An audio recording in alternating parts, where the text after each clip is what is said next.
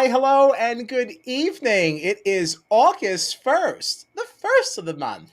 We had a very exciting week in the Big Brother 26 house. Angela is on her bullshit once again. I've got lots to say about Oh, her yeah. this week. I have lots to say. Plenty to But talk I about. but I also was a casual this week. I want to just go out of the gates and say that now. Well, So again, like in your defense, the feeds were mhm. cut so much over this week. I feel like we were all low-key casuals this week. So Yeah, I mean, that's really, really fair, and thank you for giving me the out. But I also did not even really attempt to be on the feed. So, that's fair. yeah. So, whatever I say, could be slightly out of context, but, correct me. Hop in the comments and let me know some things. But without further ado, let's kick this mother. Enough now.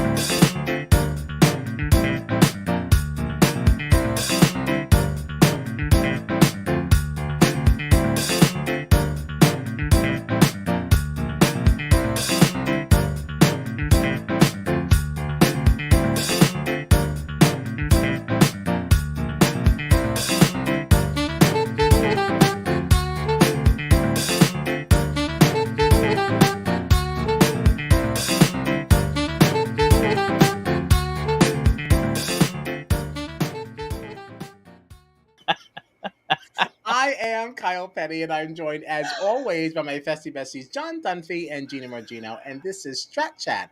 You can find us on all your favorite socials at Strat Chat Pod. We have officially dropped the blue sky now that we have been forced to pay for Twitter.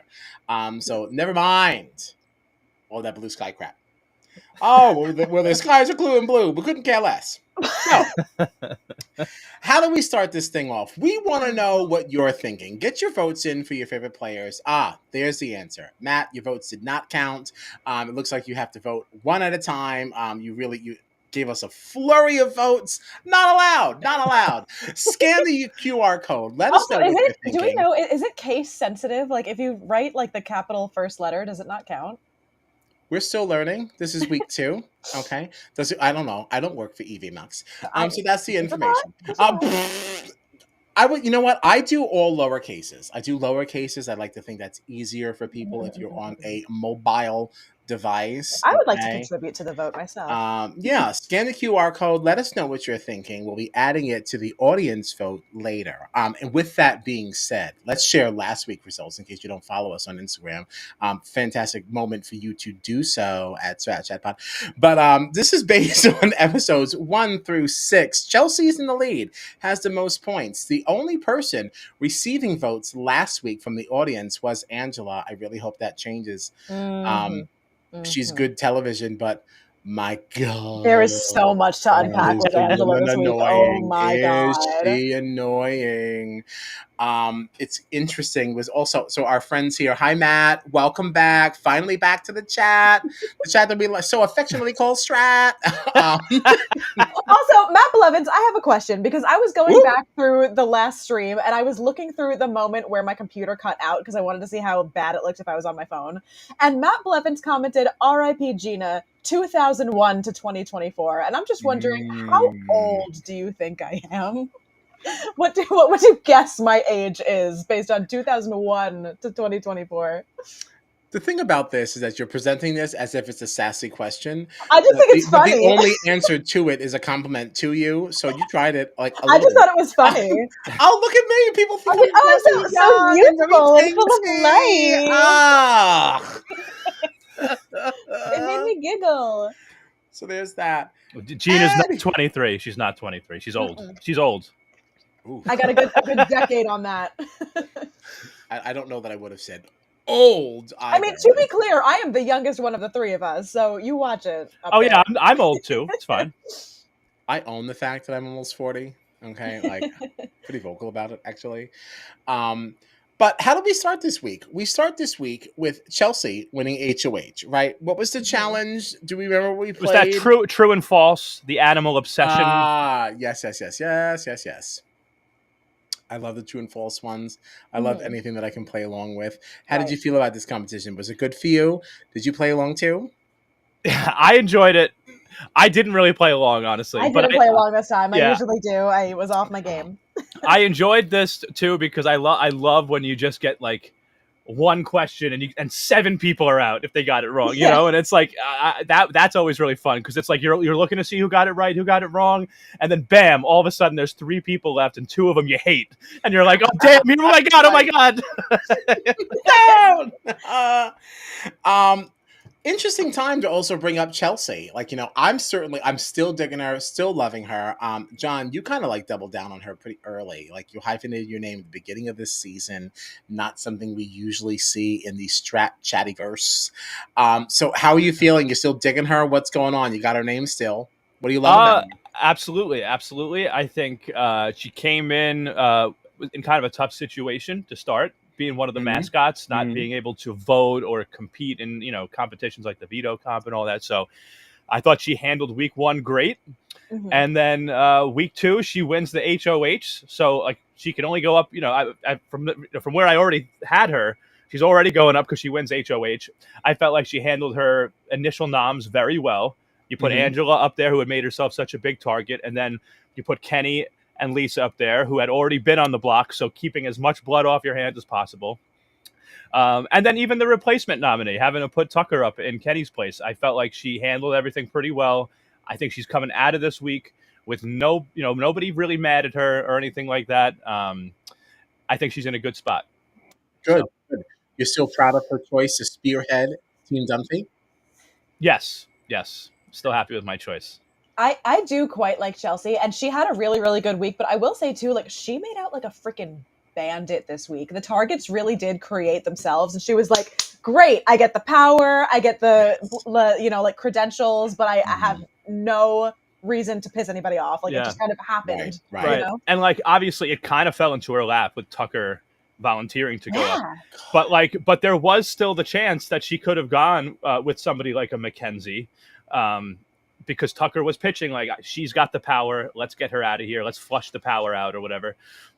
So I felt like, I'm glad, though, that Chelsie didn't just jump on that, because it still could have worked out. That could have been a decent move.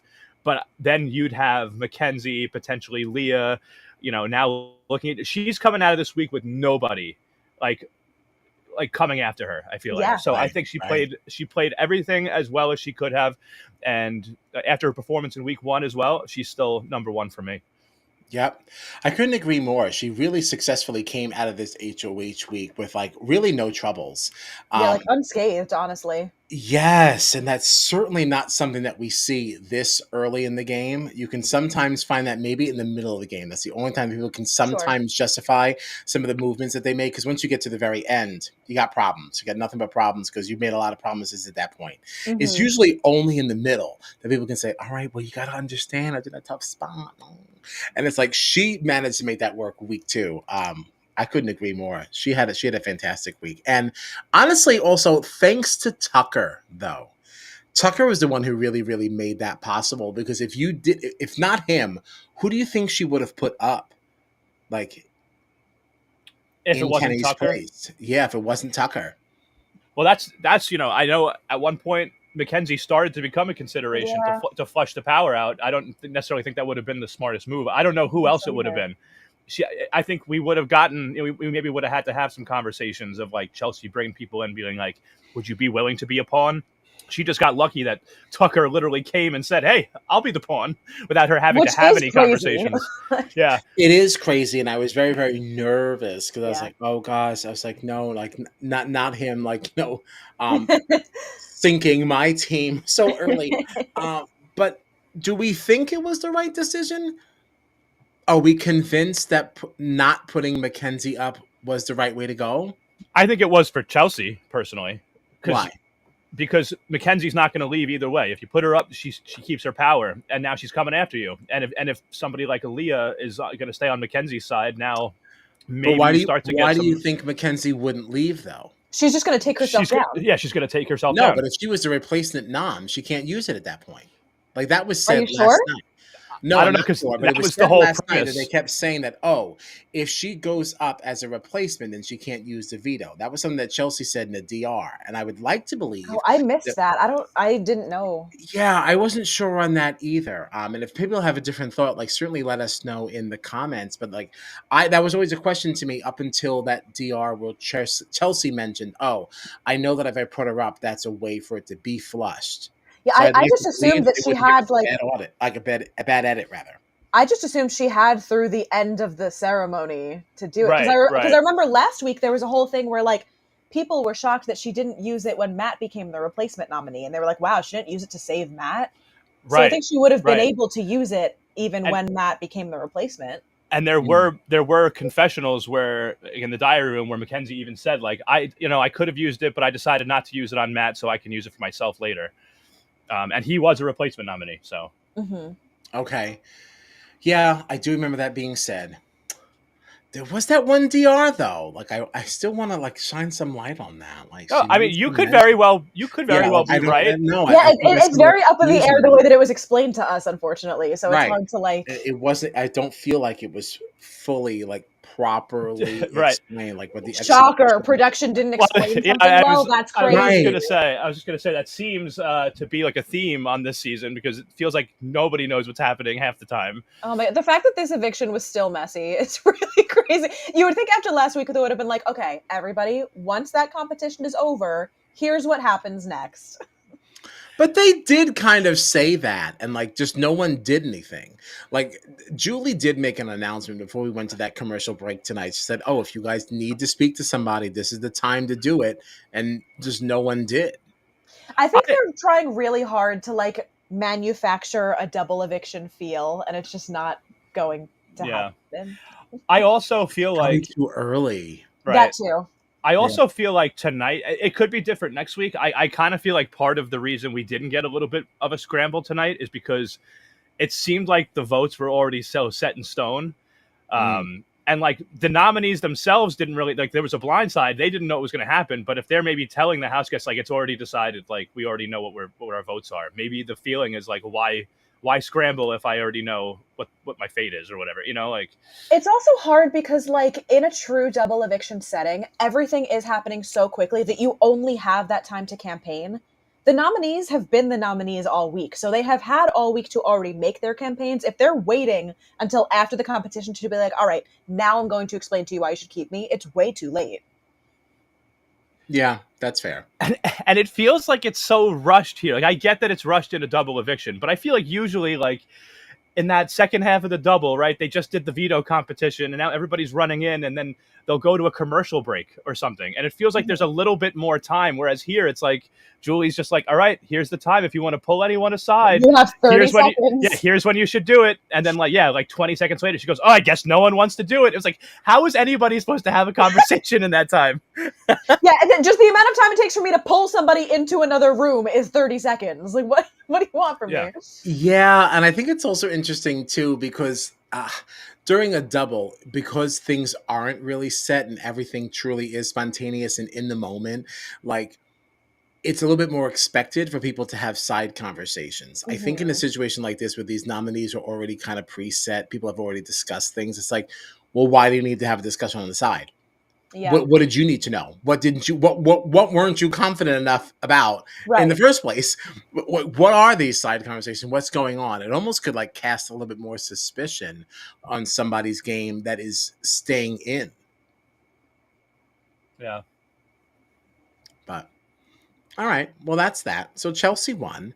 I think we kind of already got to the fact that she's nominated Lisa, Angela, and Kenny. Yeah. And that's kind of how Sunday ended. I really just want to get to Wednesday stuff. So Wednesday, this is where all the good stuff happened, and there was a lot of this stuff going on in the feeds, obviously, because I just kept reading that the feeds kept going up and down. Anytime Angela does something, there's something, and it really had started because we saw T-Core, Cedric, Chelsie, and I think it was Cam. Was Cam the other person? They were outside kind of chatting. So they weren't really forming a solid alliance. They said, we're just going to have an understanding. They were kind of going to look out for each other. But this is an unnamed alliance. Everyone just said, I got you. I'm looking at you, which to me means very little. Right. This is just a conversation to make people feel good about the fact that, like, hey, listen, I'm sitting out here. I'm enjoying your company. I would like to enjoy it further by not thinking that you're going to hit me with a draw 4 later. Right. So it's I also take it as like, I'm not going to actively work against you, but I'm not necessarily working with you either. Right. This feels Yes. like in the Big Brother like alliance maps that we look at sometimes. This is like you'll see all these people in an alliance, and then somewhere in the middle you just see like have each other's back. Like that's what it is. That's exactly that is the perfect way to put that. And now I want to just check 89 Razor Skate to see if we got anything. That was the one thing I forgot to do. Big Brother Junkie on Twitter. If you're not following, get on board. 89 Razor Skate 20. Amazing alliance maps. Amazing. No, they're my favorite. You've seen they are. They're very great. beginning of Strat Chat, even in our lawsuit days of jury duty. Big Brother Junkie has been a part with these amazing alliance maps. Like, we absolutely respect Dolphica and everything she does for the community, but I get very confused. Hers week 1 made me laugh so freaking hard, though, because even there were so many colors, and then off to the side she was like, none of this actually means anything. Yes. I love it. Yes. And it's like, well, thank God, because I don't know how to read your stuff at all. I love your handwriting. I appreciate it for what it is. You sit down, you got a nice good piece of like regular, like good 8.5 by 11 paper, and you sit down and you do your thing. You get your colored pencils and everything. I respect it so much, but girl, I don't know what is going on. Not until we're down to like single digits, so I really start to understand like what's happening. It's just too much. It's too much to cover. It's too much. I love it. But no, we don't have a new map yet. But with that, before we get into the Wednesday stuff, well, I guess it was also in the same episode. Aren't y'all down for the Visionaries? Don't you love it? I am. Each one of our teams is prominently displayed in this, right? We've got Gina's, number 1 pick and also hyphenated name, standing forever. I love him. I love him.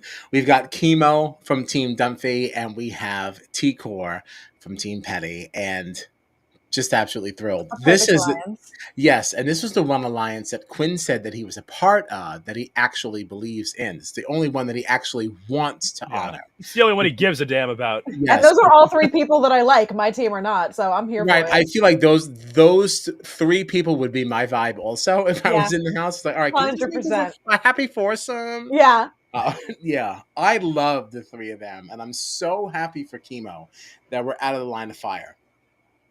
I get nervous when somebody is nominated early on because it's kind of an easy way to kind of keep them in the spotlight and not get as much blood on your hands, because you can easily defend it. It's like, oh, well, you're already up there. Like, that's why I did it. So I dig it. Yeah. But now, back to where we were. We see the 4 of them out there, and Angela goes over to Quinn and says, "That's the group." To which Quinn takes as, this is the threat. This is what we have to do. And like, Angela is trying to like basically throw up a red flag. In my opinion, there's no other way to take that given the way she used. Like, if somebody walks into me and tells me, go look in the backyard, like the way she described it too, she goes, look in the backyard at the hammock. Look who's gathered out there. That's the group. How is anybody supposed to take from that? These are all people that I really want to work with. And here's my take on this. I think Angela's defense of this was complete and utter bullshit. And that is why we didn't see a lot on the feeds, because they are trying to protect the woman. I do agree, but I will say that was the one thing that people were saying they did see on feeds, was that apparently right after Quinn left, she cam talked and was like, I love this group. I want to work with those people. So apparently there was truth to that's what she meant. I didn't buy it, though. I was like, this is what production is telling her to say to make her sound better. Yeah, I don't buy it. I don't buy it. That doesn't help the argument at all. I genuinely believe that she got shook and she didn't want to be seen as somebody who was being racist. And that's why. And I'm not saying that Angela is. I don't necessarily think that No. she is. Even I think, T-Core said, I don't think that's what you're saying. yeah, T-Core said that, but I got thoughts on that too. Oh, okay. We will get there. We will get there. No, I don't know. I have a lot of thoughts and I don't Of I don't know how to course. organize them all. But like I immediately think that I think Angela looked at that and she immediately felt threatened and said, "You know what? I need to that is the group." She covered it up by saying she wants to work with them. That wasn't part of it because she should have said to Quinn, "Hey, that's a group that we should work with. We should Yeah, try to work with articulate them." it better. She didn't say that. She just said that's the group. So like she was definitely nervous about that. And I think that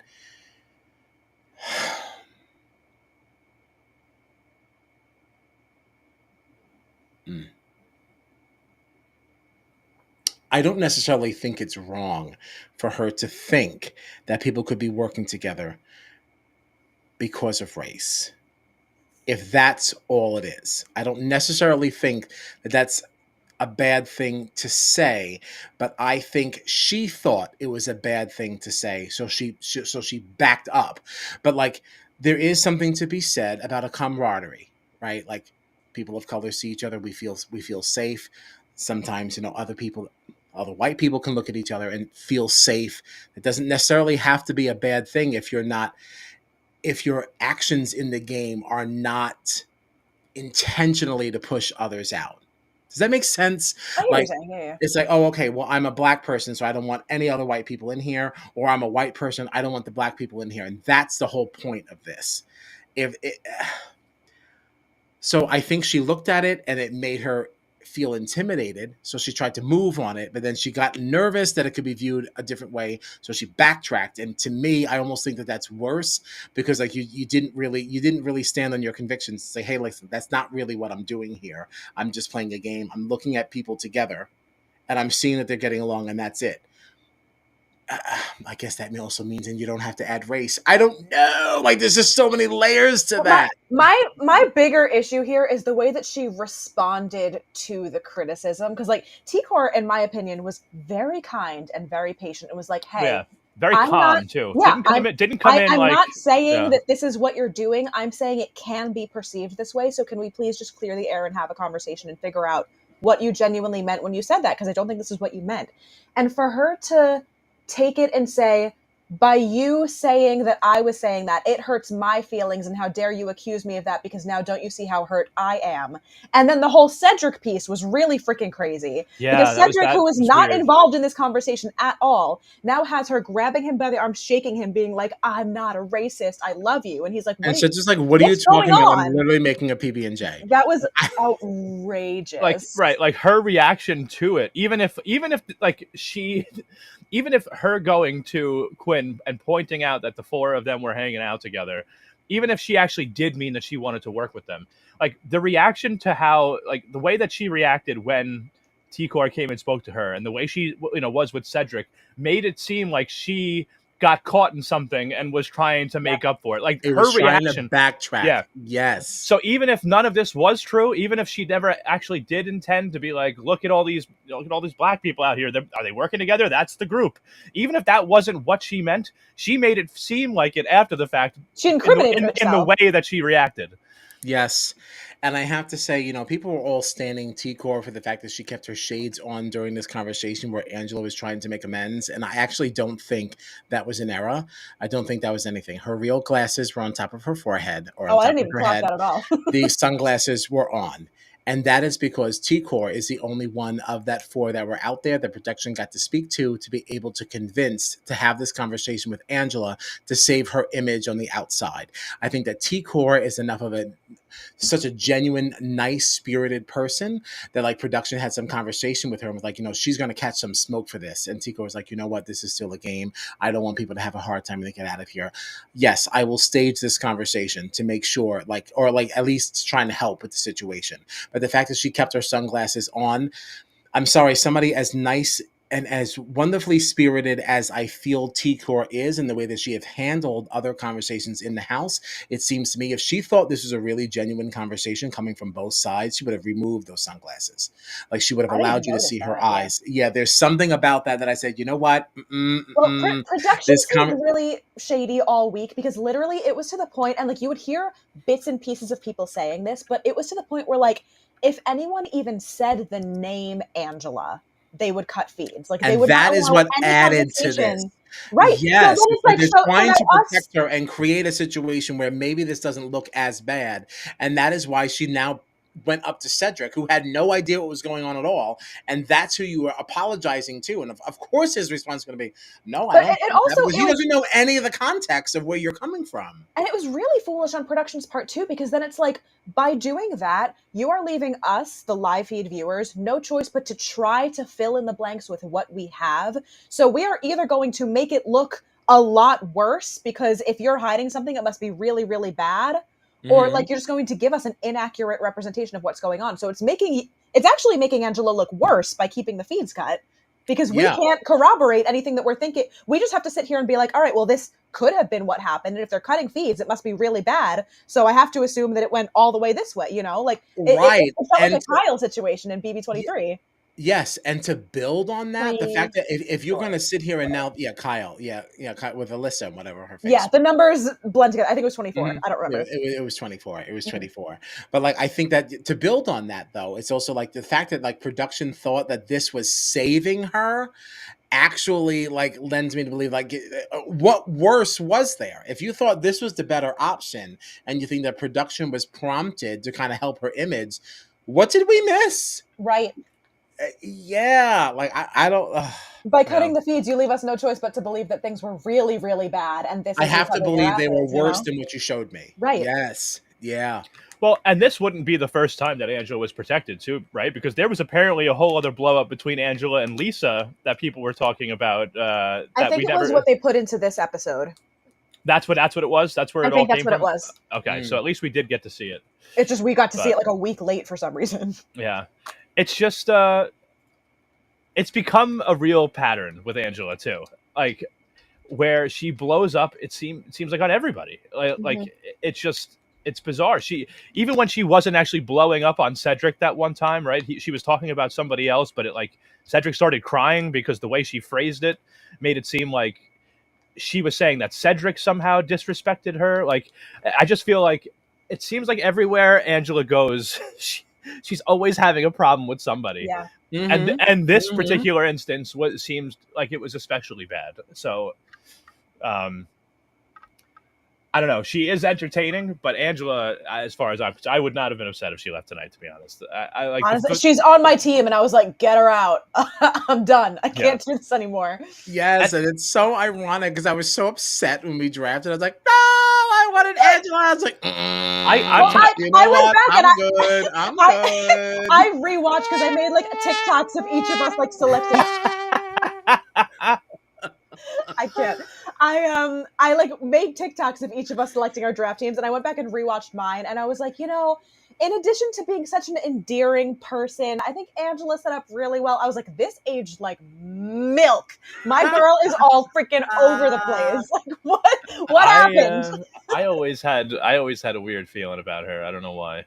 You did. Mm-hmm. I was high on Angela in the beginning. I was like, oh, okay, listen, we got another 50-year-old. I love the 50-plus crowd. She was from Utah, which I guess, bong, bong, bong, danger, danger, danger. But I was like, well, I didn't want it to be. I will say, in my defense, she was my last pick. I would like to remind myself of that so I feel better. She was. Well, I mean, here's the thing too. I just want to bring this up also because, like, obviously, we're all talking about how Angela has been a little unhinged and how she keeps attacking people, and yet she still was voted to stay this week by a vote of 11-1. Right. But let's not act like that's a reflection of how much people like Angela. Sure. Absolutely. I think that's a reflection of how much people do not like Lisa. And not even like dislike. I think Tucker is one who really dislikes Lisa. But I think that Lisa definitely is the better competitor if you had to go one or the other. You know, Angela hasn't won anything but that first HOH that she may not have won if they weren't so split up, you know, because they were in those different groups of four. And like, of course, that increases your ability to win. And there was definitely a little bit of people treating her like mama and kind of like letting her go. Like, I don't think people tried as hard to win that as they might later. Sure. Oh yeah, that's true. I feel like people probably felt like, because especially we know early on, first few weeks, people actively try not to win. So Yeah. As you get down to it and people start getting knocked out, and you see Angela still up there, and you still think of her as mama or whatever. People are starting to maybe say, hey, that would be a great way to start the season. Let's have Angela get it, get some power. And then it's taken not very long at all for people to see that Angela is not mama. Oh, she's not mama. She's not. Although I will say she survived. I don't know if you heard on the episode, she survived this eviction, and she was at one point talking to all of them, I think in the kitchen. She was like, oh, it's like you're all my babies. So she still thinks she's mama, but she's a bad I'm so sick of her. but not in a good way. Oh my gosh. No, I am sick of her. Yeah, I'm tired of her too. Should we talk about Kenny's big veto win? Sure. Kenny's big win. Played this, I don't know, this competition. They said it was like supposed to be some binary thing that the stacking the ones and zeros. What was supposed to be the one? I think the plate and then the slab. It was a reach. Make it a one. It was a reach. It was such a reach. It was literally just a square. A square panel. Like, there was no one that had anything to do with that. Y'all just wanted them to stack squares upon circles. Honestly, what they should have done was just had the shapes that they had and then printed little zeros and ones on them or something. You literally could have done anything other than what you did. I mean, like, and this whole competition just activated my emoji land PTSD. If you know, you know. It's like, stop saying zeros and ones. Stop talking in binary code. I'm not having a good time. 0, 1. This one I definitely would not be able to win. No, I would have no patience for this. No, absolutely not. Can you imagine if you got as high as Kenny had gotten and then it fell? I think I would be too mad to do Just forget it. Just forget it. I would have crushed this. This is the kind of thing. This is the kind of thing that I could do well. No, because here's the thing. I get what you're saying about getting frustrated. For me, that's the tiny veto. I could never do that. I would lose my fucking mind. Great at tiny veto. That's my tiny veto. Yeah, I feel like I'd be pretty good at that. See, that's what I mean. This is the type of thing that I would be better at. Tiny veto, I would never make it. I would never make it. So okay, yeah. All right. Well, Kenny crushed it. I don't think anybody was coming close to him at all. Only Brooklyn was the closest, and I think she was still multiple levels behind him. I did like the sound of the things falling, though. Like the plastic that they use. Yeah, I do like the clicky clackies. That is one other thing that I'll miss about BB Can forever. I'll always lament the ASMR that comes from that. Really good sounds, the puzzle pieces, like everything. Yeah. Good sounds. First of all, can we just welcome Miss Renee to the chat? Hi. Renee is new to us. She found us last week. So happy you're hanging out live. But welcome to the chat that we so affectionately call Strat. I'm saving that. I'm going to write it down, post it, and save it on the side. But I completely agree. Lisa was the better contender, and she was the one that needed to go. I don't like Angela either, but girl, we gotta admit that's some good TV. Angela sucks. I feel like Angela stopped being fun mean though this week. I feel like she was just I don't know. I just feel like she represents old school Big Brother. Like this week I didn't have fun with her though. I didn't like this. What is there anything in particular? I mean, we talked about a lot about it already between singling out the group. It was really like the Cedric piece of it made me want to rip my skin off. I was like, I can't look at her anymore if she's going to behave like this. I can't do it. Yeah. Right. What did you think of the whole Angela Lisa twit? Was Angela being a bully for calling Lisa a twit? She was. She was, but that is not the insult to react that way to. Exactly. If Twit sends you spiraling and into the pantry and crying in a corner, I mean, like, then you're not really built for this game. Like, there's a reason why I have not submitted an application. As much as I love this game, I just know I couldn't handle. I'd be crying all the time. Twit would send me crying. But again, it just underscores why I have no business in this house, you know? Like, Angela was being an ass for that, but, like, she was like, oh my god, I can't believe she called me that. And I was like, there are so many worse things that people have been called this season. So many worse things. I mean, this isn't even bad enough to be bleeped out. This ain't nothing. This wasn't as bad as even, like, the Matt Crazy Eyes. Like, I think that was worse. I think that was far worse. That was a public reaming. She even like mimicked it. Like, it was way too much. Right. That was actually well. She did mimic Lisa's walk also this week. Yeah, but she only mimicked it to Lisa. Like, it wasn't like it was a public display for the entire house. Like, you know. Well, what do you think though? Oh wow, Liz. I saw Liz's comment. Yeah. I just immediately started laughing. I know. I got totally thrown off. Calling her out. Yeah, sorry, this is not a Trump house. Sorry, we don't want to alienate people, but I will say we don't play that in this house. So. No, yeah. It's not a Strat chat. I'd like to be part of. Yeah, I've got to say though, Liz is not wrong. Name calling, nicknames, super childish for someone her age. That was the prevailing thought to me during this whole thing. I was like, how childish is this? Like, yeah, like Angela calling Lisa a twit, her reacting like, "Don't call me that," and then saying like, "You're a bully." Angela just being like, "You're a twit." Like, she's somebody's grandmother. Yeah, and I think I was really going hard on that on Twitter for a while. I was like, there is a child at home saying that's my grandma. Yeah.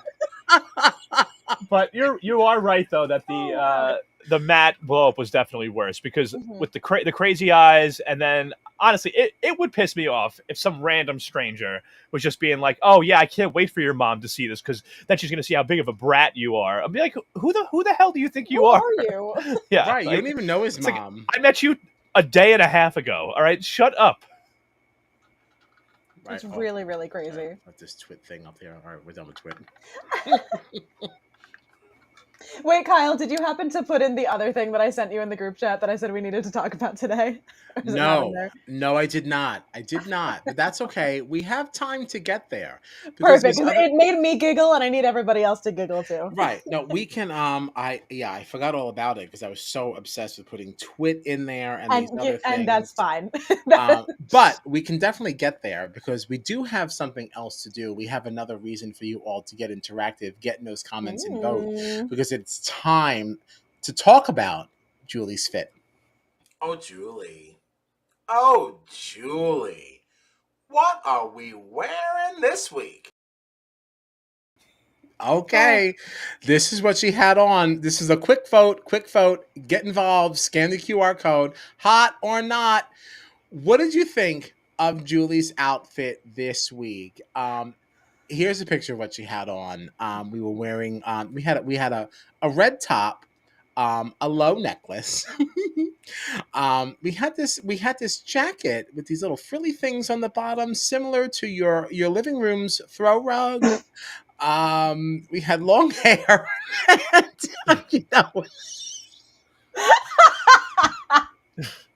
So, what did you think? Hot or not? Not big, not for me. I'm so sorry. This is another one. The second that she came on the screen, I said, "Oh, Julie, why? Yeah.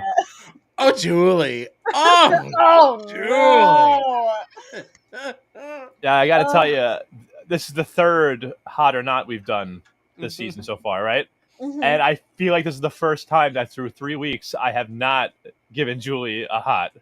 First time. There's been some duds this season. I think I did not in the first week. I think I did tepid last week, and I'm going back to a not for this one. Sorry, Julie. I don't know what the hell you're doing out there. I don't know who the hell you think you are. What the hell you think this is? So, like the fringe on the jacket combined with like the capri pants that were happening. I was like, what's going on?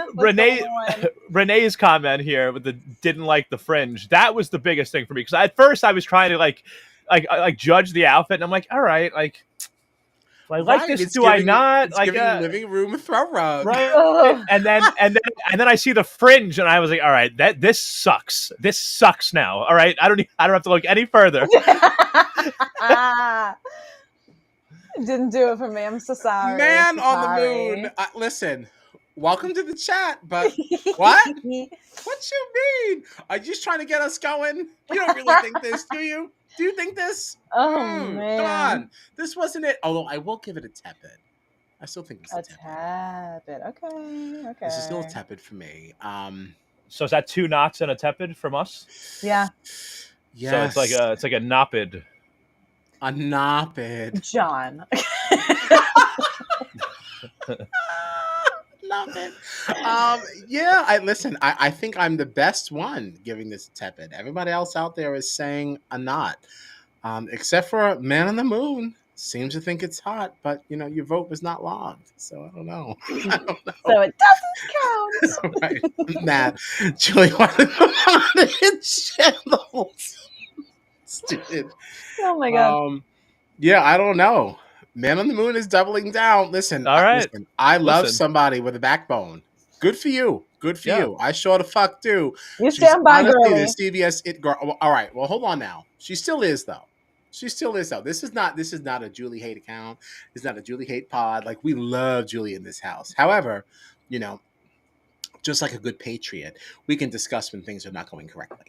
And this was not correct. But certainly respect your opinion and your right to have it. So, congratulations, Julie, on getting the only hot of the night from the Man on the Moon. And maybe that's why you're getting a hot, because you saw it from space. Sorry, you didn't really see it. It's actually interesting. Like, this was also an interesting week from Julie because of a post of hers on Instagram that we all saw, obviously, when Julie posed in her Jesus is my HOH sweatshirt. I posted this on Twitter, just a screenshot of it with her wearing it, and I was like just having fun with it, like, Jesus is Julie's HOH, hashtag BB26, and I posted the photo, and there were some people that were being very people did not like it. People did not like it. Really? What was the problem? There were people quote tweeting it,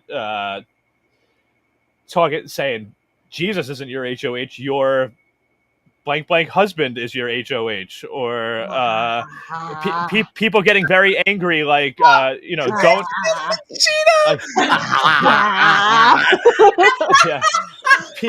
people I don't like it. I saw people these were people quote tweeting it from the post that I made.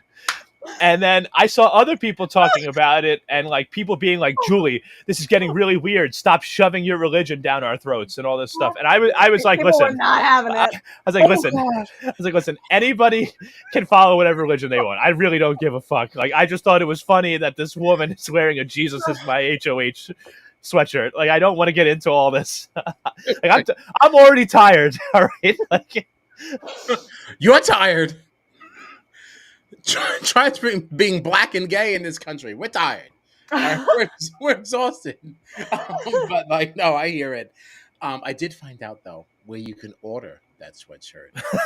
You finally found it. Wow. Well, because I had commented on the picture, I said, "What is this? Can you please let us know like where we can find this?" And the girl who makes them on Etsy messaged me. So yeah, you can get it, and I still think it's cute. Like, listen, my mom's a reverend. Like, she would love that. Jesus is her HOH. No, listen, yeah. And if people want to complain about Julie kind of spreading her own religious beliefs on the show or whatever, like, you're entitled to your opinion. It's fine. Julie's also entitled to hers, and I don't think that this sweatshirt is anything to get like freaked out about. Like, this is just a fun sweatshirt. If somebody that is religious that also loves Big Brother sees the sweatshirt and thinks it's cute, they should be able to wear it. Who cares? Who cares? Who cares? Right. How does this affect you? I find her less offensive with some of those things though this season. Like, I feel like she was a little bit more out front with it. She always had a different quote. She always had a different thing. Mm, If we're just going to end the thing with like love one another, it doesn't matter what you believe. That should just be the belief. sure. So like it's like okay, like this feels a little bit more even keeled. You know, this is a little bit more universal appeal, if you will. I did. I do remember in Matt's exit interview, and this was another thing that people were bringing up. Matt had said something at some point. I don't even think it was in his exit interview. I think it was at some point in the house. He said something, and Julie was like, "Hey, you said this. That sounded sort of biblical." And people were like, "Oh, like, why are you saying that things people are saying in the house sound biblical?" Right. I know. Listen, I remember that being a big thing with Claire on season 23 because like there was the whole thing where like she got brigaded by the cookout and like Julie was like, oh, like what would you say to viewers who maybe are upset that this happened to you? And she was like, I would say to just like grant them the grace to understand that like this is something bigger than the game. And she was like, I heard you said grace. Does that mean you're a child of God? And everyone was like, "Wah!" Even like Claire was like, I don't know how I'm supposed to answer this question right now. I also know that I'm live. What am I supposed to do with this? And even if I wasn't, I also She was like, what am I meant to say right now? later. Like, yeah, I have to just like agree. Yeah, that's a little unfair to put people in that position. That's not right. I also remember Claire was then a child of God as her Halloween costume. Very funny. Oh my God. Very funny. Well, that's that. I mean, we kind of touched on Tucker kind of going to Chelsie and saying, hey, I will be the replacement, if you will. And Chelsie said, you know what? Say less. Great. Can I say one thing? Sure. That Tucker is so super hot and you can't stand it and you're ready to turn gay. That wasn't it. Tucker's a handsome man, but that is not what I was about to say. God. I actually just wanted to applaud you, Kyle Petty Basal, and tell you how impressed I am. I want to tell you how impressed I am by you, because I felt like we went off on such a long tangent for so long, and then you somehow were like, so I think that's that. Now let's go back to Tucker. How did you even remember? And I was like, how did he do that? I was like, how did he remember where we were in the episode? Thank you for the credit. I'm on my third beatbox. Like, I'm not doing bad for a Thursday night. Like, oof. My tongue is the incorrect color. Like, I'm telling you, like, wow. I don't know what is going on in the comments here. Matt is going on about how he thinks Tucker would have bullied him. I don't think that's Tucker's way. Tucker is very baby girl coded, I feel like. Yeah, I think that Tucker would only bully you if he knew you liked it on the DL. He's very crazy. Like I was dying at him in like the AI arena competition, just over I really love puzzles. I love puzzles. What's happening? I am obsessed with Tucker. This goes in the room. Lisa has the power. No, she doesn't. I don't care. She has to go. Like, he's like, I mean, for somebody who looks like he's not totally tuned into things, like it's interesting to see the level of influence that he seems to have on people. Like, I don't think he's the most powerful person in the house by any means, but there's also no one who seems to turn down a one-on-one with Tucker. And I think that's going to be interesting to watch, because the way that they celebrated when Julie announced that he won the AI arena, there is no doubt in my mind that whoever he was up against, they were gone. Yeah. Well, that's the thing. That's I don't think he was ever in any danger. And that's what's so funny too, is that I feel like the reason, right, for voting Lisa out over Angela tonight was because Lisa is a bigger threat in the game. Mm-hmm. Tucker is also a bigger threat in the game than Angela. But if it had been Lisa that won the AI arena game and it was Tucker and Angela, she was gone. The bigger threat was going to stay. Right. So it didn't matter. Right. That's really interesting. That's really, really interesting. And thank you, Renee. Oh my gosh, look at that. We soul sisters. Because let me tell you something. Tucker. Yeah, like listen, I don't think he's in any trouble. I think he's in a really good spot, surprisingly enough. Because he definitely I listen. I picked him just based on the fact that I thought he looked good, and I was like, maybe he'll surprise us, and he's certainly surprising me. He came off as a person who didn't really seem to know exactly what this game was or what was going on. Whether that's true or not, he certainly latched on to what what is going on in the house, the temperature of the house, everything, and he seems to be in it. I will say too, like, I feel like obviously he's very goofy, but I do feel like he's playing that up quite a bit, because in like his DRs in this episode, and even just watching him navigate through like some of the stuff that was going on, he has more of an awareness than he seems like he does. Mm-hmm. And even like for me, I'm like, oh, you do kind of see what's happening here. Like, some of his reads are definitely wrong, but I don't think he's as out of it as he's making himself seem like he is. Right, or as production is allowing us to believe he is. Sure. And that'll be interesting to see also, because a lot of that stuff was really directed at Lisa and some of that stuff. So it'll be interesting to see, like, who do you set your sights on now? That'll really tell us if Tucker's game is anything like worth throwing salt at. Just worth salt. That wasn't correct. There's another salt thing. Worth its salt. I think that's what worth its salt. There's another Worth throwing your salt at. But y'all knew what I meant. Like, no one said, "Oh, that didn't make sense to me." So either you're being very nice, or it was at least close enough, somewhat serviceable. Yeah. Right. All we know is that things are getting salty. That's all we know. Yeah. Is it salt that you throw over your shoulder for luck? Yeah, if you want something to happen. Didn't that happen on Friends? And somebody throw some salt, or something? I don't remember.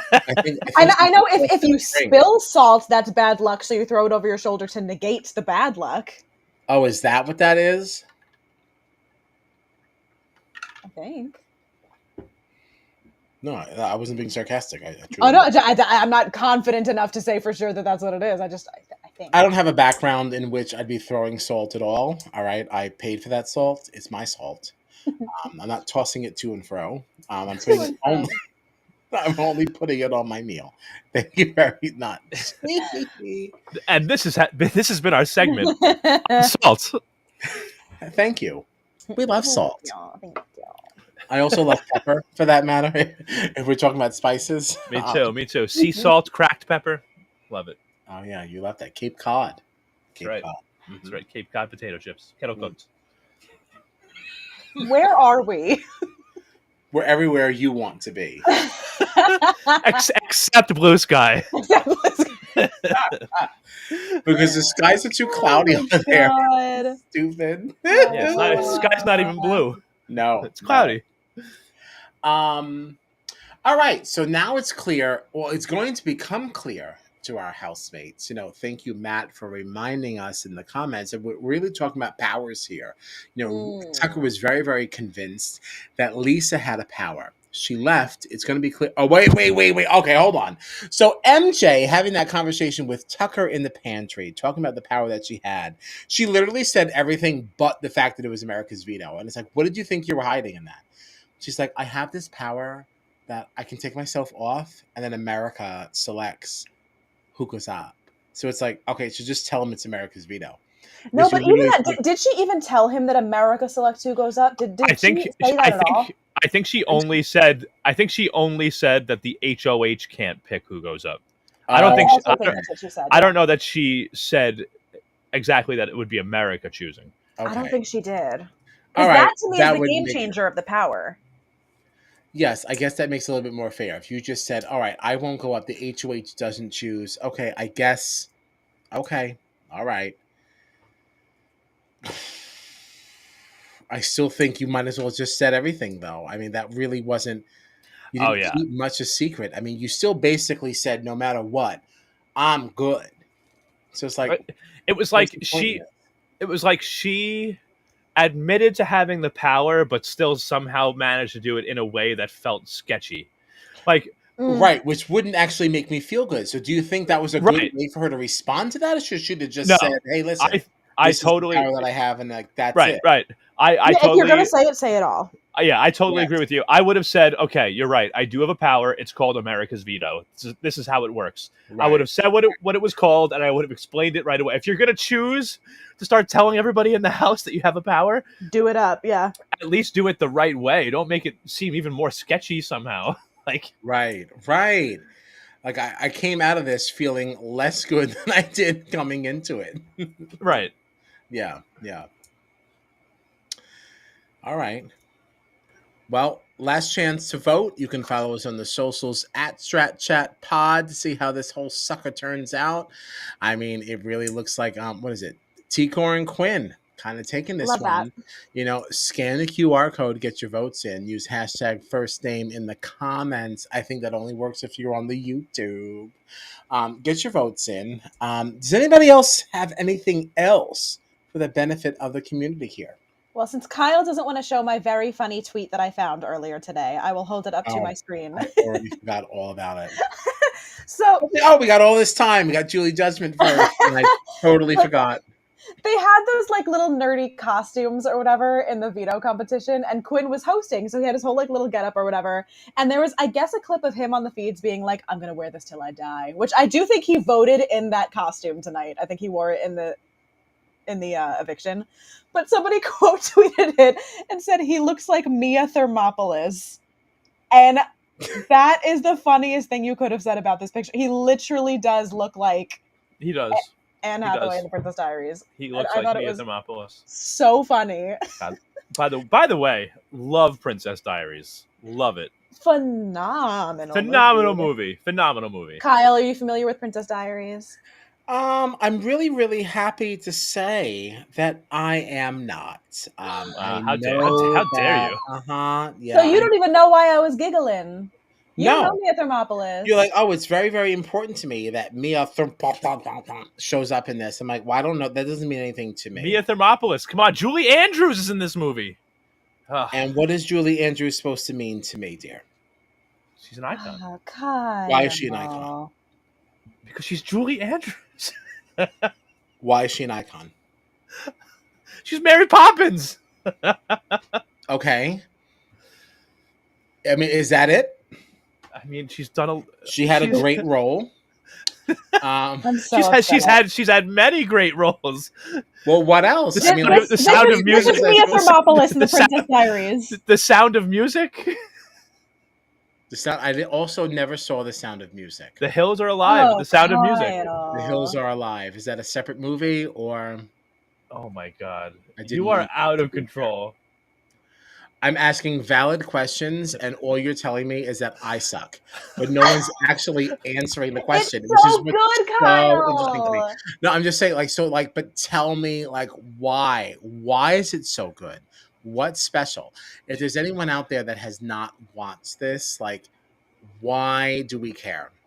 About Julie Andrews? She's one of them, the most. No, I think he's saying about the Princess Diaries in general, or are you talking about? I would say about either, because no one's really answering it. You're just saying that I should like it, but why? Why is Julie Andrews important? Why is the Princess Diaries? She is probably she's probably one of the most talented artists of the last. And based on century? What? Based on what? Just on The Sound of Music, or what else? She's Broadway royalty. No, yeah, she's Julie Andrews. You don't know her? She's a legend. No, I know the name, but I want to know what makes her important. And no one is doing a good job of telling me what that is. we've already named two things: The Sound of Music and Mary Poppins. I've never seen. And Matt Blevins wants me to choose Princess Diaries or Total Drama Island. Well, I would still choose Princess Diaries. I would still choose that.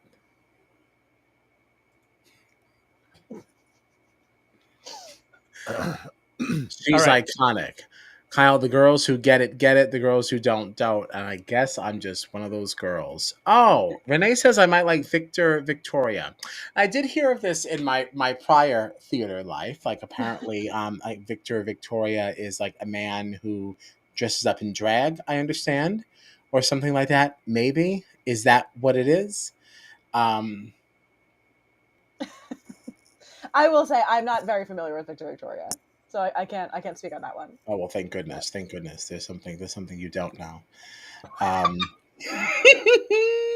but at least I showed your tweet. All right, I did get it You up did, because there. it I was got so it up silly, there. goofy. I love Quinn Okay. so much. Yeah, I mean, like, great for Really love Quinn. him. Great for Quinn. Um, Renee validates us. Thank you. Thank you. I will check it out. Is it streaming somewhere? I have a lot of movies I'm supposed to watch. I just Well, watched. Kyle just did Breakfast Club. Yeah, and it took me about a week to get through it. I have to say, the first It's not a long movie. the first 40 minutes would have told us otherwise. I felt like it was quite a dirge. I was like, this is super boring. I found the teacher fun because he was very sassy. It's one of my But favorite like, movies ever. but I still don't know about one of the greatest movies ever. There's I said it's one of my favorite movies ever. okay. So there's a multitude of movies that are put ahead of it. Of course, Spice World. Okay. Equating those two is crazy. Never seen the sound of never seen the Sound of Music. Never seen Mary Poppins. Spice World is number one. I didn't say it was number one. I just said it's above Breakfast Club. Like, slow it down. But it should be number one. No, but number one is definitely Clue. Like, get out of here. Clue the movie trumps all. Like, I'm sorry. I don't want to use that. Clue the movie is above all. Oh wow. And Spice World is a close second. Very honorable mention. Close number 3. The iconic, honestly, critically panned. I know what movie you're going to say, and I cannot believe this is how you were describing it. From Justin to Kelly. I cannot believe that was how you described it. The incomparable, legendary movie. You are talking about what is it? I don't even remember what it's called. From Justin to Kelly is the way you are describing this movie. The way that we described Julie Andrews. I don't know what to tell you.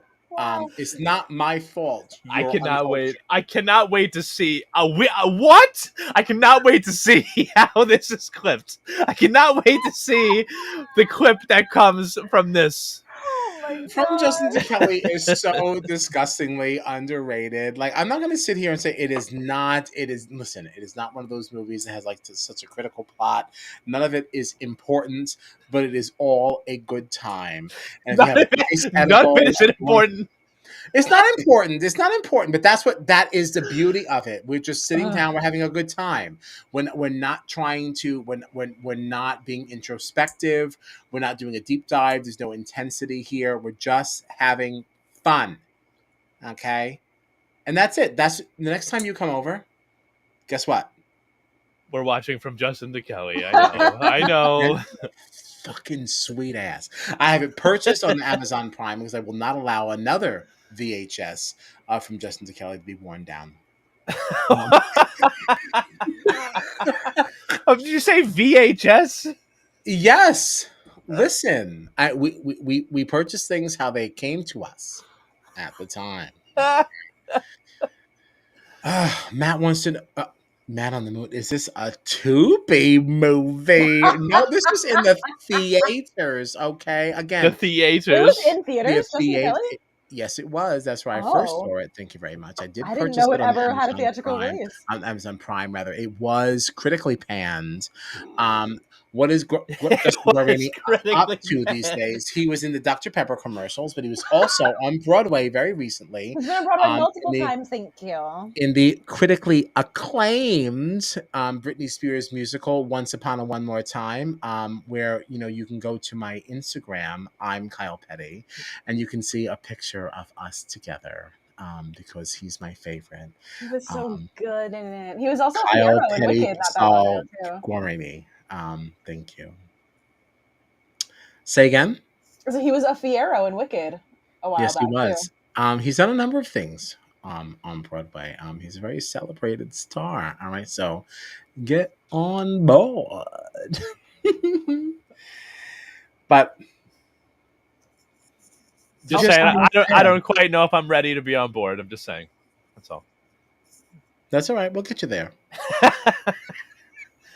Are we going to rank our players? Our favorite players? Ooh, Oh my God, that's yes, we should. I was ready to go. I right. was ready to go. I Yeah, all forgot. right. I forgot. So last week, here's how things went. John gave his 3 points to Chelsie, 2 points to Cedric, and 1 point to Tikor. Tikor.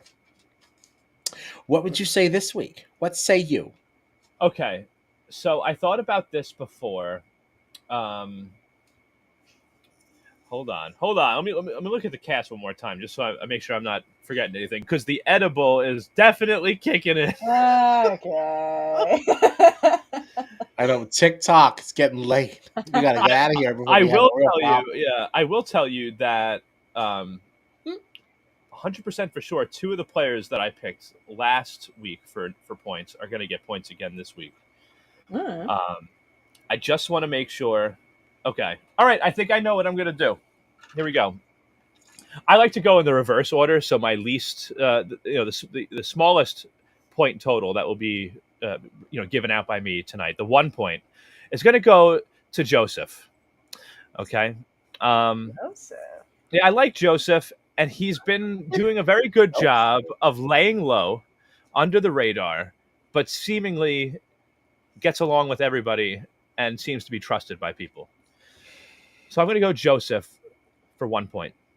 Okay. For 2 points, I'm going to give this one to Tikor. Just love her. I love everything about her. Yeah. She's doing a great I love job. her. Mm-hms. Yeah, yeah. Seems she's doing a great job. She seems to always be part of the conversation. Um, I think she's great. I think she's in a good spot, and I can't wait to see what she continues to do moving forward. Okay. And then my 3 points this week, just like last week, it's going to Chelsie, because I was already high on Chelsie last week, and then she went from mascot to HOH, had a great week. Seems like she came out totally, unscathed, and I'm ready. I'm ready to ride with Chelsie. Okay. All right. Right off into the sunset with Chelsea. Yeah. Okay. All right. Gina, what you thinking, babe? I kind of like the reverse, the 1-2-3 instead of the 3-2-1. Okay, would you like me to also do the same? You can do whatever you'd like. I was just stating what I like. You're free to do this is democracy. Well, because you say you like it, I gotta do it. These are the rights we're respecting in my America. So, my 1 point, this week will be awarded to Quinn because Quinn has to get something from me, and I love him so much. Fair. I think my 2 points. Is that what I want to do? Yes, my 2 points are going to go to Chelsie. Okay. Because again, like solid HOH week, like really came out of it unscathed, really, really well played. But my 3 are going to Tikor. Wow. I Nice. really love her just in general, and also the way that, like, there are so many ways that this Angela conversation could have gotten so much uglier, and it didn't, because Tikor is wonderful and perfect, and I love her. She's great. She really is great. Honestly, I considered Quinn too for my 1 point, but I just couldn't get past the fact that he told Angela about his power, and that he severely put his game at risk because that of really. it. That was I love Quinn so much, but one thing about Quinn is he is a yapper. He likes to yap. He's yapping about his power. He's yapping about the people he's aligned with. Baby, I just need you to stop talking. If it wasn't for telling Angela about the power, he probably would have gotten my 1 point this week. But it played a role. Like, he was nervous about it this week. We saw it in the edits. So it did. I think it's fair. People put your points where you want. I just think it's unfortunate that Quinn takes a hit for that, because we didn't know the things about Angela that we know when that decision was made. Yeah, but it was also fair to too say. early. Yes, it was way too early to tell anybody. Right. You are right. Yes, you don't know anybody week disagree. 1 well enough to know if you can trust them with information. Right. And see, and thank you, Man on the Moon, for this, because, he trusted her too fast. It was a good move to make trust with the HOH, but too fast. And I think that's what it was. The way that Angela presented herself was like She presented herself as a lot more even keeled than she Yep. turned out to be, but that's also why it was too soon. Like she Right. done it because we don't You really you know got to her. give this a couple of days. Everybody's Yeah. Or everybody's even trying to like put a on week or their two, I best would faces say. right now. Yeah. Especially coming in the first couple of days, first few days, everybody is going to be on their best behavior. I want to make my best first impression. So it's going to take maybe a day or two for people to really show like, oh, this person snapped at me for this. This person did this when I did that. Like it's going to take longer than a couple of days, and it was way too early for Quinn to be like Quinn. It took Mackenzie longer to tell people about her power than it took Quinn. Yeah, You know, like I'm not trusting people with like that kind of a secret for at least 2 or 3 weeks. I have to really see what the structure of the house looks like and the way that people are navigating through the game before I'm trusting anybody with information that's that secretive. especially with the type of power it is. Right. Like I almost feel like Mackenzie's power. I wouldn't tell anybody in there that I had a power, but like I feel like with Mackenzie's power, because it's just like because of a veto, like it just deals with a veto. I might try to use that. Maybe I would bring that up to somebody and try to leverage it or something like, listen, if you do what I want this week, I'll make sure I save you next week or whatever, you know, because I have this power. But Quinn has the power to literally take over an entire HOH. Like, why would you tell anybody that? Yeah, I don't know if I would ever let that slip to anyone. Yeah, I agree. The one thing that he did have working for him is that like Angela blatantly tried to expose it, but because Angela is who she is, nobody believed her, which is good. However, he also told, was it Chemo or Joseph that he told? I don't, there's somebody else that he told has this power. So like if that person corroborates with Angela, that's dangerous. Well, wasn't it also, didn't they show us a conversation where Angela was talking about Quinn's power and Quinn was literally standing right there and could hear her? Like that makes it more weird too. It's like, why wouldn't you pull this person aside into another room to share this information? I feel like if I'd like turn around and be like, what are you talking about? But like the one thing that he has going for him is it looked like she was just trying to do the same thing that she did to Matt to somebody else. Like, I'm going to villainize this person who has wronged me so much. Look how terrible they are. Get them out of here, you know? Yeah. It also is, it drives me nuts that she's making it like, oh, defamation of character. He literally just repeated verbatim the exact words that she said. That's not defamation. That's, he told people the words that you said. Right.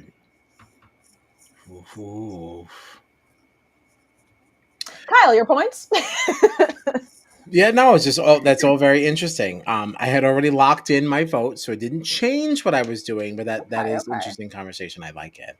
I'm gonna give my 1 point to Cedric. Okay. I think Cedric, aside from having a fantastic ass, is also one of those people that like everyone seems to be okay with having in the room, and that's just something that I always look at. You know, it doesn't matter what conversation is going on; people want to share information with Cedric. If he walks in a room, people do not stop talking. That's interesting, and that kind of means that he's got some good relationships with people all over. I think he's definitely going to make jury like very easy. I think he's playing a great game. Yeah. I'm going to give 2 points to T-Core. Love her. I really don't have anything like negative to say about her. I think she's genuinely sweet. Again, really, really love the Visionaries, and that alliance, I feel like that's one of those alliances that actually can kind of fly under the radar for a little while because you don't have very flashy people on it. Right. So I think that's interesting too. Matt adds that, you know, his partner is convinced that Cedric is going to win. Team Morgina would be very happy with that. I'm sure Team Morgino very would be. That really would be Team Morgino's first win ever. Sure would. Ever. Yeah. I feel like it's a good pick too, honestly. Yeah. I feel really good about him. So that's that. It's out of here. Okay. And my 3 points, I'm gonna give them to Tucker. Wow. Yeah, I just think he's very entertaining. I just enjoy him as a viewer, and he's another person who no one turns down on one-on-one with Tucker. Everyone is always receptive to what he has to say. And I don't think he was ever in any danger. Like, Chelsie put him in there, yes, because he volunteered. She had some faith that he would win this thing, but even if even if he didn't, he was not going to go anywhere. Yeah. So I don't know. I'm really digging Tucker right now. Yeah. I like Tucker a lot. I do. DRs are so fun. Yeah. I find him more fun than I thought I would preseason. Yeah. I will say that. He's- Oh yeah, no, you had very strong feelings. I did not think I was going to like him at all. Yeah, he is fun. I do wonder, because of like his personality, if as the game gets further towards the end and there's less people in there, I wonder if like people's perception of him will change at all. You know, I don't know. Like right now, there's a lot of people in there. He's been focusing all his energy on like hating Lisa, and if he picks up another target and that person kind of fights back with him, I'm curious to see how Tucker's game will go long term. But right now, I'm very high on Tucker. But I will also say, I'll let you respond. I do want to say one other thing about Cedric, but if you have something to say about Tucker. No, I was gonna agree about that. I am anxious to kind of see where Tucker goes now, because a lot of my love for him is based on the fact that he was not loving Lisa, and I found that whole thing Professional hater. Yeah, so I'd like to kind of see where else that goes, but Yeah, I want to see how he like adjusts his game now that his target is out. So I also think it's possible though that he could kind of carve out a little area for himself here, where like he's like that wild card that people don't take super seriously but do at the same time. And yeah, it's like, oh, here's Tucker's next person. Here's Tucker's next person. And they just kind of keep rolling their eyes at it, but kind of silently acknowledging it. And then all of a sudden you're at Final Five and the man's still there. yeah. I feel like that could be his trajectory. And that kind of makes me excited too. I'm telling you, he gives me Enzo, but in a way that doesn't make me want to scratch his eyes out. like he Yeah, like, I feel like he's going to be that little like, weasel that you can't get rid of, or you should have gotten rid of a long time ago, and now it's too late. Yeah. That is where I think Tucker might be, because you would not be taking him super seriously. Yep. Because of the way that he presents himself. Like, his main issue with Lisa had nothing to do with competitions. He didn't like the glitter. Oh, she was annoying. Yeah, and like that was it. And I think if he can lean into that, that's actually going to serve him as the game goes on. He's only motivated by people he doesn't like, and it's like it's not a game motivation. So we're thinking you're not really playing the game, where he very well might be, or maybe he's not. We don't know yet. And it's funny. It's funny too, because he's motivated by these people that he doesn't like, and yet he's also very good at not letting those people know that he doesn't like them. You know what I mean? Which is good. Yeah. Can I ask you guys, how much stock do you put in these AI arena competitions? Because I feel like when we get to the end of the season and we talk about comp wins, the AI arena comp wins might be a factor, right? Well, how many HOH competitions did they win? How many veto comps did they win? AI arena. But like, did anyone really doubt that Tucker would win this one? I didn't really doubt that Tucker would win this one. Like this, it's only 3 people competing. Veto, you've got double that. You know, HOH comps, you got way more than that. Is, though, you know? Yeah, no, for sure. I thought he had a really good shot, but I definitely did not go into this thinking that Lisa didn't have a shot. Sure. Yeah, I definitely thought she did. I mean, what all this was putting a puzzle together and lining up colors. Yeah, but Angela kind of shot herself in the foot by not following the directions in the very beginning. That's what it was. She did not follow line up the colors thing correctly. And like, if Lisa had just been a little bit faster, there's no reason why she couldn't have. It didn't look like these pieces were too heavy. It didn't look like that was really a roadblock. They were kind of handling the problem. Honestly surprised that the other two didn't do it. Like, the other two were giving like Caitlin's puzzle. Yes. You know, I was like, why are you having such a hard time with this? It's not that many pieces. Right. But yeah, and in Angela's defense, I kind of understood why she was a little bit more shook, because she went into that thinking that like, oh, if I don't win this, I'm probably going home. Yeah, I think she psyched herself out. Lisa just didn't perform. I think Angela was very scattered. Like, again, missed that whole color thing in the beginning. Like, I never really took her seriously in that, but I thought it was too much in her head. But Right. Lisa, I never counted Lisa out. Yeah. Well, not until it started. Well, I Yeah. wonder also if Lisa was so confident that she had the votes to stay that she just didn't care. You know. That's also possible. Like maybe Lisa just went into it with the attitude that, like, hey, I'm Uh, good. I Everybody don't really loves need my glitter. right. I'm totally fine. I'm totally fine because she definitely did look shocked as hell when it didn't go in that way. Yeah, I think that's super fair. Yeah. Um, but do you put less stock in these competitions? I mean, I guess that's the thing that's weird about it, right? It's only 3 people competing, so I'm like, I feel like it's easier to beat 2 people than it is to beat 5 or to beat whatever. But at the same time, this is on eviction night immediately Yeah. before the eviction ceremony, so it The does stakes feel higher, yeah. ratchets up the pressure a lot. Mm-hmm. So I don't know. It's interesting because it's a new type of competition that we haven't really had before. So it's like, and when I think it, look at it, it's like, all right, it's only 3 people. You have a 1 in 3 shot. Like, how big of a deal is it if you do win? But I guess it really is. It is a big deal. So Yeah, I think these are certainly wins that people can add to their resume if they get to that point. yeah. Absolutely. Yeah, I was nominated this many times, and I saved myself in the AI arena. Yep.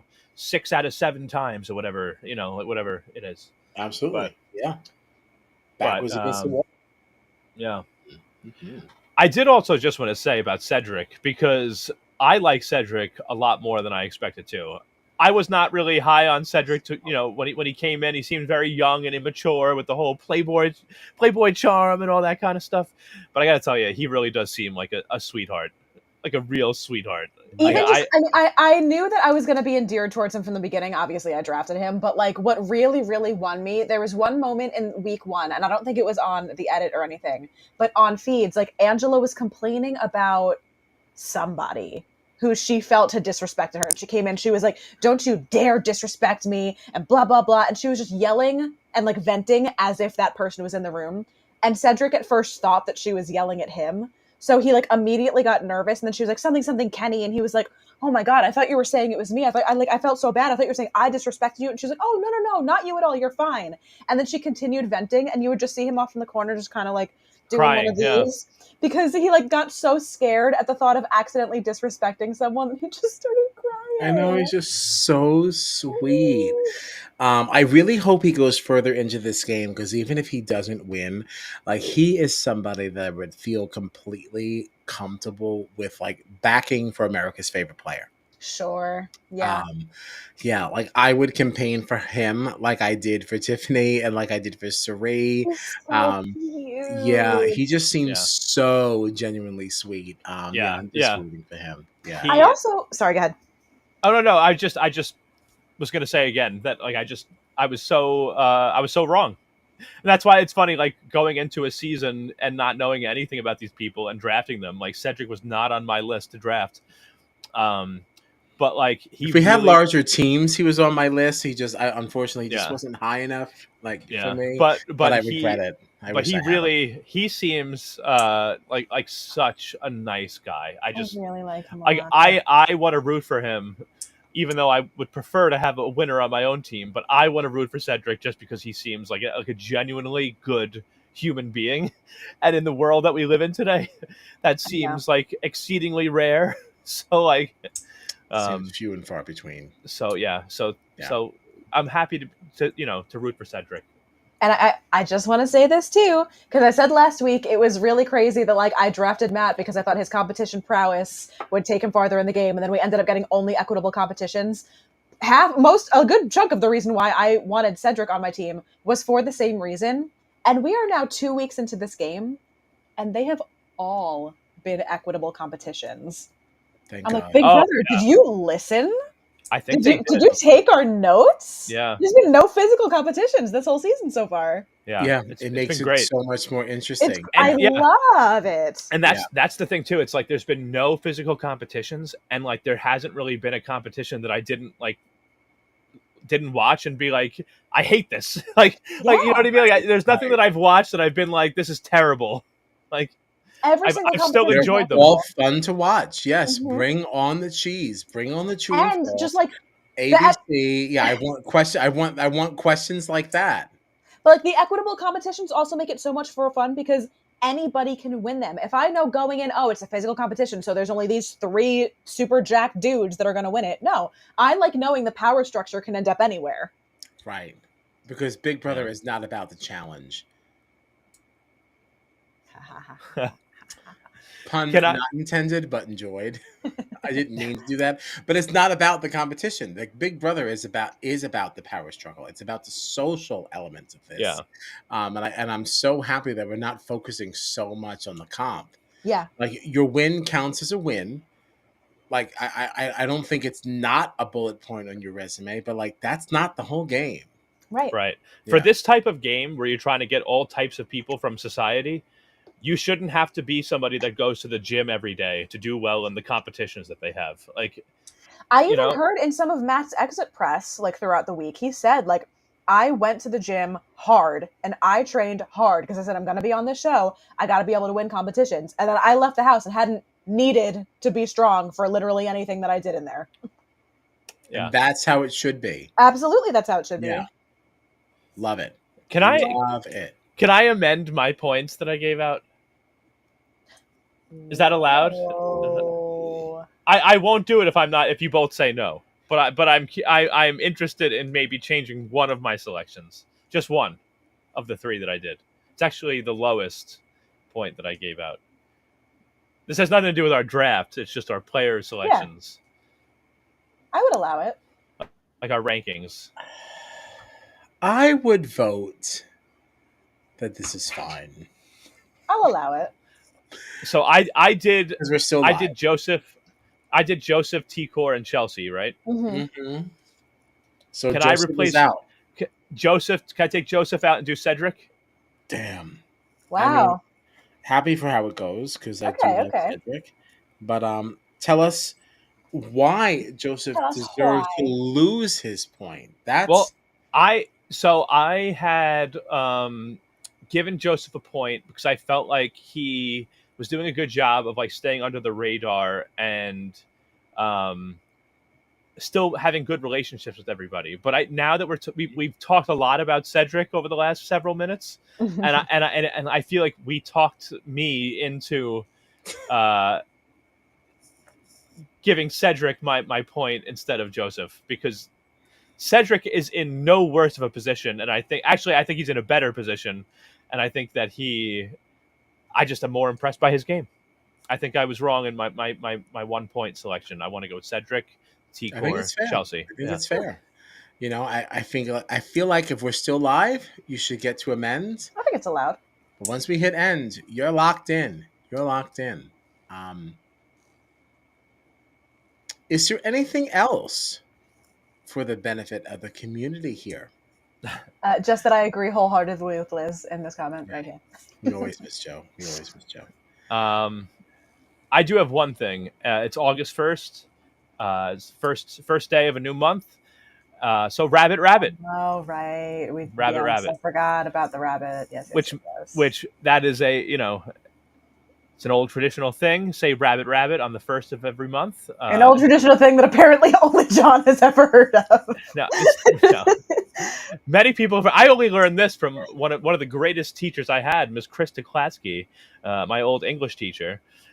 She would say rabbit to us every day. That it was the first day of a new month, and it means good luck for the month.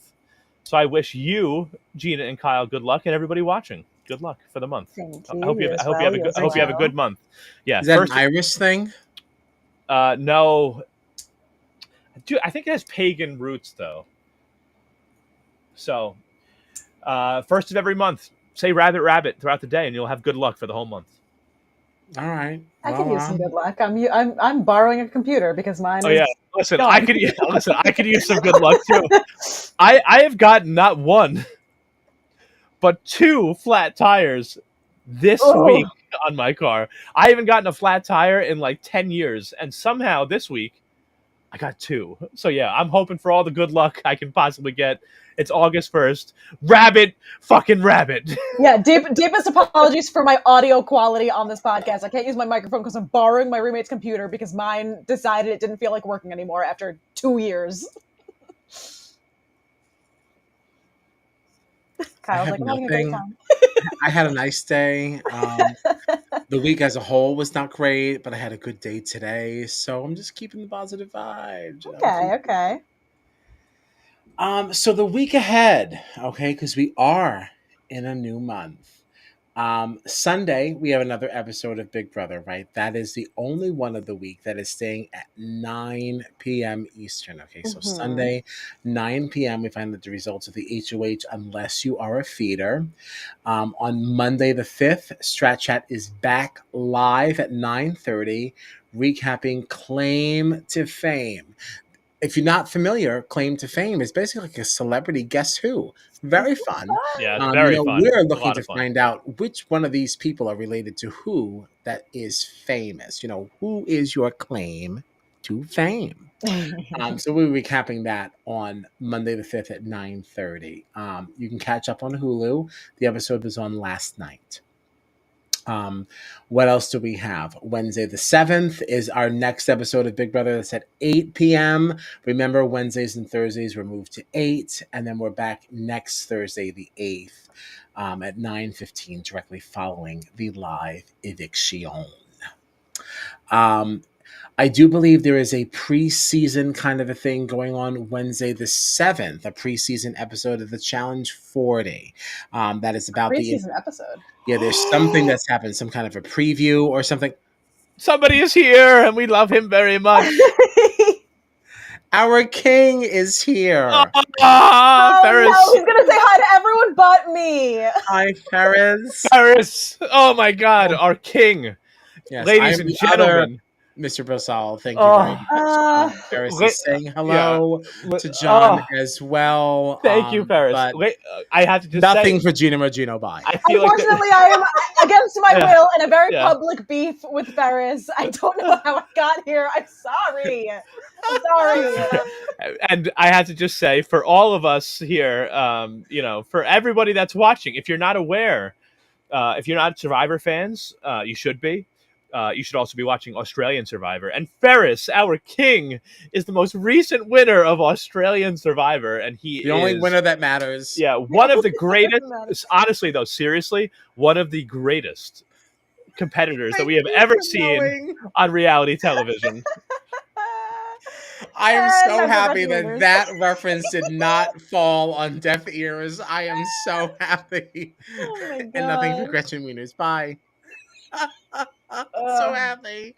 I'm so happy. Damn. Hi, welcome back. We didn't tell Gina. So Ferris did sass me on the side about the fact that we did not actually wrap up week 8 in Australian Survivor. We did not really discuss that final week because we were prepared to discuss the final week, but that was our surprise with Ferris coming on. So we ended up just doing a deep dive of the entire season. So we didn't really recap that. So we never finished the season in Titans vs. Rebels. So there has been some chatter offline about rewatching the last week and coming back. I love that. Giving you our final. Am I invited? I have to be honest. Yeah, you might have to sit on the sidelines. I don't know if you're invited. We will continue conversations offline. Okay. But that is to come. I would like to commit to doing that in August. Let's wrap up Titans vs. Rebels, once and for all. Ferris does not want this out there. This is supposed to be privately done. So I guess we'll have to discuss more of this offline. But I'm definitely not invited. On this. So, that did not instill confidence in me that you are allowed to be part of that conversation. Well, maybe Ferris wants Gina to be there so he can throw tomatoes at her the whole time. Oh, I mean, she is familiar with the tomato. Thank you so much, Renee. Thank you so much for joining us. This is really, really great. Yes, welcome to the Strat Chat family. Loved having you. You are always welcome to be here. Ferris, ouch! I know. What a way to receive an invitation. Gina, that was back when I loved you, so technically you're invited. Ouch! I like it. Yeah, not a good way to go to bed. Whoa. So Ah. I guess we'll have you. Doesn't feel great. Doesn't feel Yay. great.